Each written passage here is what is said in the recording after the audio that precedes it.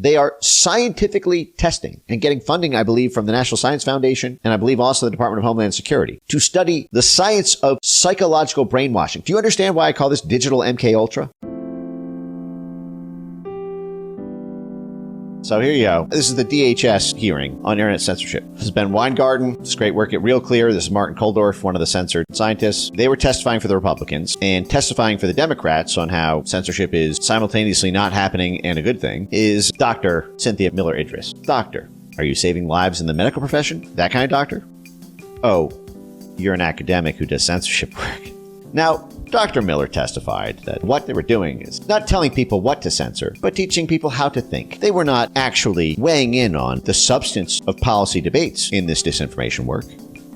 Au contraire. So, a little bit about Dr. Cynthia Miller Idris. She's testified several times before the U.S. Congress and regularly briefs policy, security, education, and intelligence agencies. Policy, security, education. One of these things is not like the other. Oh yeah, I teach about online disinformation to school children in the education phase. Oh, and also to the CIA. Her most recent books include Hate in the Homeland, The New Global Far Right, Extreme Gone Mainstream, Commercialization and Far-Right Youth Culture in Germany. Oh, so that's why you're briefing intelligence agencies. Because the CIA wants to stop the rise of the Alternative for Deutschland, AfD party in Germany, because AfD is campaigning on restoring energy relations with Russia and leaving the European Union, which are both existential threats to the CIA's Seize Eurasia plan. And so you pump out literature and thought leadership that justifies censoring them online so that the CIA and the State Department can effectively stop them from winning elections and implementing that agenda which tramples on the State Departments. She only focuses on right-wing disinformation. She doesn't go after the left-wing one, but she's very focused on stopping Trump. So this person testifying about why we need these censorship programs and how we need to stop far-right politics online has insinuated, all but shouted, that everyone who votes for Trump is far-right politics. Trump is far-right politics. So when they say, no,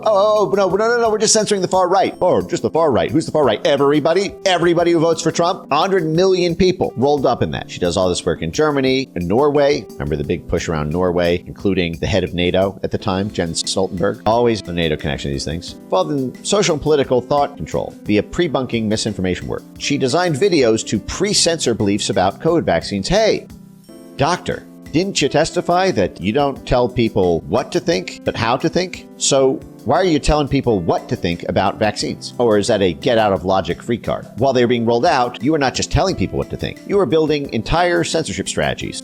Her U.S. government-funded disinformation lab at American University is called the Peril Lab, sharing very cool findings from our Peril Censorship Lab, funded by the U.S. government. Our video-based study with our Jigsaw partners, Google Jigsaw, started by Jared Cohen, the guy working at the State Department's policy planning staff, which coordinates State Department overt statecraft with CIA covert statecraft. Jared Cohen, who was the guy who introduced the Central Intelligence Agency to using social media for regime change and soft power influence work, known as Condi's party starter, Condoleezza Rice, starting the Party for Revolutions by getting the CIA to use YouTube, Twitter, and Facebook for rent-a-riot revolutions like the Arab Spring, kept over by Hillary Clinton, the State Department and policy planning staff, then moved over to Google to start Google Jigsaw and take that very special set of skills of designing color revolutions and CIA clandestine activity under cover of State Department operations to create the world's first retail AI censorship product, Perspective, which is trained on the 2016 election. And lo and behold, the CIA branch of Google is also partnered with Dr. Miller Idris, who is simultaneously advising intelligence agencies on disinformation. Sharing very cool findings from our U.S. government-funded Censorship University Lab, a video-based study with Google Jigsaw. We designed and tested 3 pre-bunking videos with unvaccinated adults to see if people can learn to identify manipulative narratives and strategies used. Pre-bunking anti-vaccine narratives. So these are psychological inoculation videos to give to people who have refused the vaccine to see how they can psychologically nudge them to want to take a vaccine. This is the science of brainwashing.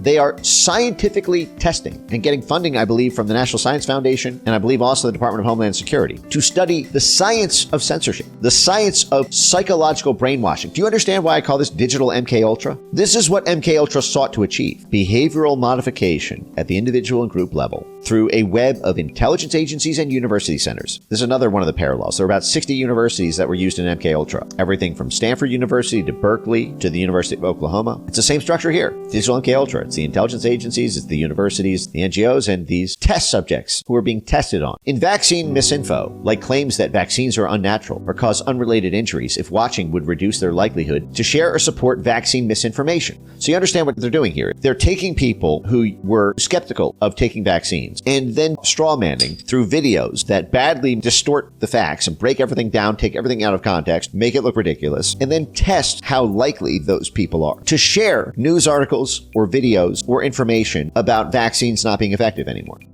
So they tested two things. One is when we show them these propaganda videos designed by the US government, are they more likely to take a vaccine? But then the first thing they tested for is, are they less likely to share anti-vaccine content online? So this is a censorship operation. Testing to see if watching our Google Jigsaw CIA videos to take vaccines would reduce their likelihood to share vaccine misinformation. In our study of 2,000 adults, they got 2,000 unvaccinated people in a room and Clockwork Oranged them. Keep your eyes open and watch this 30-second video designed by the guy who introduced the Central Intelligence Agency to how to overthrow governments using Facebook and Twitter virality. Okay. In our study of 2,000 adults, the 30-second videos worked across all three outcomes of interest. People who watched our 30-second brainwashing videos were more likely to recognize rhetorical strategies in the video containing misinformation about the COVID-19 vaccine. They also reported lower support for sharing or financially supporting the video containing misinformation. Also indicated a higher willingness to get the COVID-19 vaccine. Really excited to show that video-based psychological inoculation can work in videos as short as 30 seconds. For my purposes, on the censorship front, this second one is really important. She's really excited that after being shown these government-funded propaganda videos to try to discredit the beliefs they used to hold, that they expressed lower support for sharing it to their own friends and family and on their own news feeds, or financially supporting the video containing it. So they are excited about doing economic damage to anyone who has a belief or makes content about being skeptical of the COVID-19 vaccine. So this is the government funding a mercenary to bankrupt or financially ruin a U.S. citizen who's supposed to be protected by the First Amendment, where the government can't play favors in the media ecosystem. Oh, but wait, we are just getting started. Here's how this works. They call this psychological inoculation. It's designed to work the same way that a vaccine does. A vaccine gives you the disease that it's supposed to stop. At least that's supposed to work. But it gives you a small dose, so you build up antibodies, so that once you encounter it in the wild, you already have the antibodies to the virus. That's how they structure this psychological brainwashing. First, they take someone who's skeptical of vaccines and they give them a warning message. Warning! This belief system is total bullshit.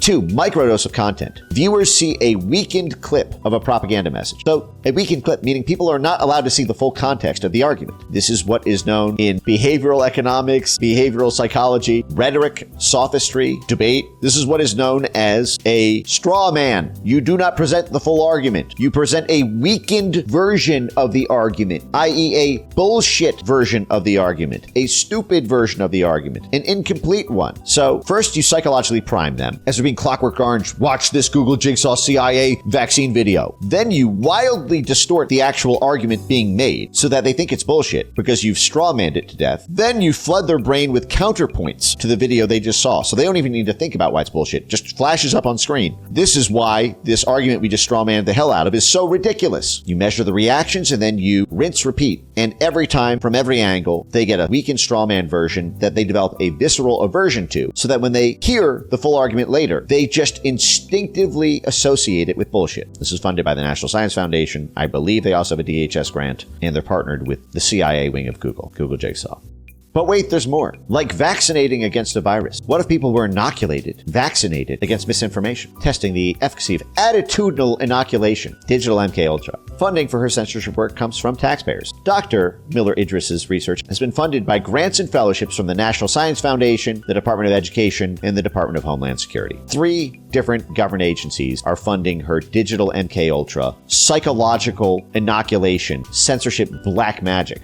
But wait, it gets worse. Research alert! Our open access article mapping English language anti-vax rhetoric and propaganda is live. We use this codebook to script, produce, and test these 3 inoculation videos. So this is the development of a codebook of online vaccination rhetoric.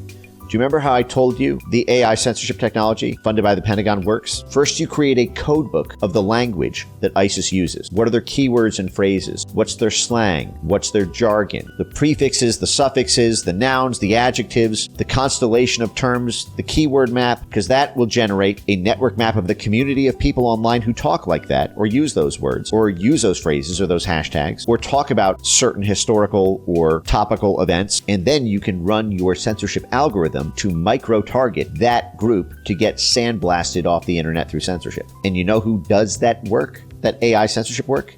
Google Jigsaw. So she's doing to U.S. citizens the same AI censorship that was started to take out ISIS propagandists and ISIS recruiters online. Look at what they wrote in 2022. It's now Elon Musk whose QAnon-adjacent ideas are challenging democracy. That's the lab she runs at American University, being funded by the Department of Homeland Security, the National Science Foundation, the Department of Education, on their official formal account. This is what we're paying them to do. And who at the Paralab wrote this, that Musk is a threat to democracy? It's the very woman who testified, oh, no, we don't tell people what to think. We tell them how to think. No. Our counter-disinformation work never takes a formal position on one side of an issue. We just teach people how to think about positions so that they can make up their own mind and be more resilient to misinformation. Oh, by the way, Elon Musk is a QAnon-supporting, QAnon-adjacent threat to democracy. And everyone who votes for Trump is a far-right extremist.